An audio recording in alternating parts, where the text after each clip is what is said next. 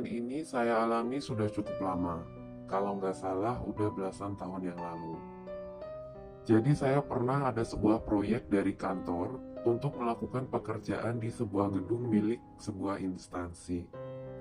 Gedung tersebut sudah cukup tua, jadi banyak fasilitas di kantor itu yang dinilai sudah ketinggalan zaman. Saya dan tim biasa bekerja di lantai 10, dari ketinggian gedung yang terdiri dari 11 lantai. Untuk menjangkau lantai 10 itu harus menggunakan lift yang hanya ada 2 buah, tetapi salah satunya sedang rusak pada saat itu karena minim perawatan. Pada hari itu saya harus ke kantor pada malam hari karena ada suatu tugas yang perlu diselesaikan. Sementara beberapa teman di tim lain atau tim sebelumnya masih berada di lantai 10 untuk segera diserah terimakan pekerjaan tersebut kepada saya dan tim saya. Tim saya pada malam itu datang lebih malam dari saya, dan sekitar jam 8 malam. Namanya juga gedung tua, tak ada penjagaan yang ketat dari pihak security. Petugas keamanan hanya berjaga di gerbang saja. Kemudian untuk masuk ke dalam gedung dan menuju lift, tidak ada pengamanan atau orang yang menjaga sama sekali. Saya sampai di depan lift jam 8 malam seorang diri dan tidak melihat ada siapapun di sekitar jalan masuk menuju lift. Kemudian saya langsung pencet tombol untuk naik. Tidak ada hal yang janggal pada saat itu, dan lift pun langsung terbuka karena sudah selalu standby di lantai 1. Hal itu seperti pada umumnya, menandakan bahwa tidak ada orang yang menggunakan lift itu beberapa saat sebelum saya. Jadi saya segera masuk lift dan menekan tombol lantai 10. Dan pintu lift pun tertutup. Tidak lama lift segera naik menuju lantai yang saya inginkan. Tapi baru beberapa saat lift melaju naik, tiba-tiba lift menunjukkan gelagat yang tidak beres. Lift seperti melambat, dan seperti tali kawat baja penggeraknya ini akan putus. Saya kontan sport jantung. Ada apa ini? Bertanya dalam hati. Seperti ada yang sedang mempermainkan lift yang saya tumpangi tersebut. Lift dipermainkan naik turun, seperti antara mau dan tidak untuk naik. Lift itu sedikit bergerak ke atas, lalu turun lagi beberapa meter. Kemudian naik beberapa lantai dan turun lagi beberapa meter. Dan kejadian naik turun itu berulang kali hingga akhirnya lift mencapai lantai 10. Namun, ternyata kejadian horor itu pun belum berakhir. Pintu lift tidak mau membuka di lantai 10. Pintu tetap tak mau membuka dan tiba-tiba lift bergerak turun. Lift turun lagi tanpa aku pencet tombol lantai apapun. Lift seperti merosot cepat ke bawah dan tiba-tiba saja berhenti di lantai 6.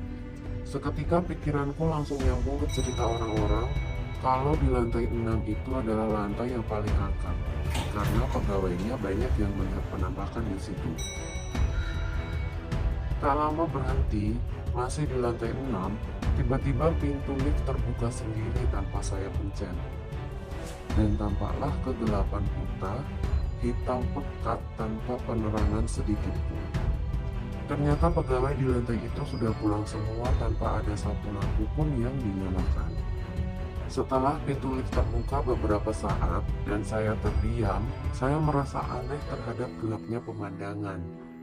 Saya khawatir kalau ada sosok yang muncul tiba-tiba dari kegelapan itu. Tak disangka pintu lift tertutup kembali, dan saya coba pencet lagi tombol lantai 10. Berharap lift naik kembali ke lantai tempat saya akan bekerja. Tapi lift malah bergerak turun. Ternyata lift kembali ke lantai 1. Saya langsung pencet tombol membuka pintu dan bersyukur pintu bisa terbuka. Saya pun keluar dari lift sambil membaca doa.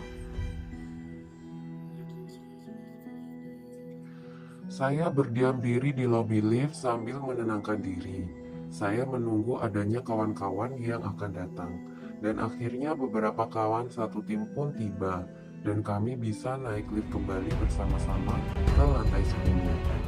Anehnya, ketika naik lift bersama kawan-kawan, Hal mengerikan yang baru saja saya alami tersebut ternyata tidak terjadi.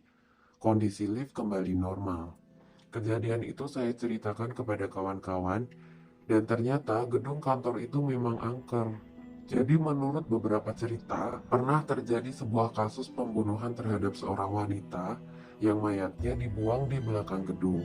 Kebetulan di belakang gedung itu ada sebuah sungai yang cukup lebar.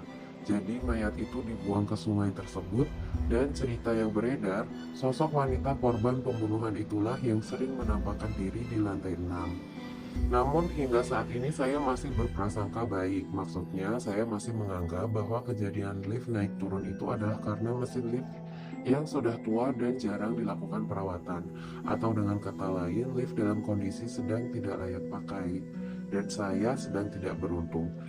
Saya berada pada lokasi dan waktu yang tidak tepat. Yang paling saya khawatirkan adalah ketika lift berhenti di lantai 6. Bagaimana kalau tiba-tiba terjadi kejadian seperti ini?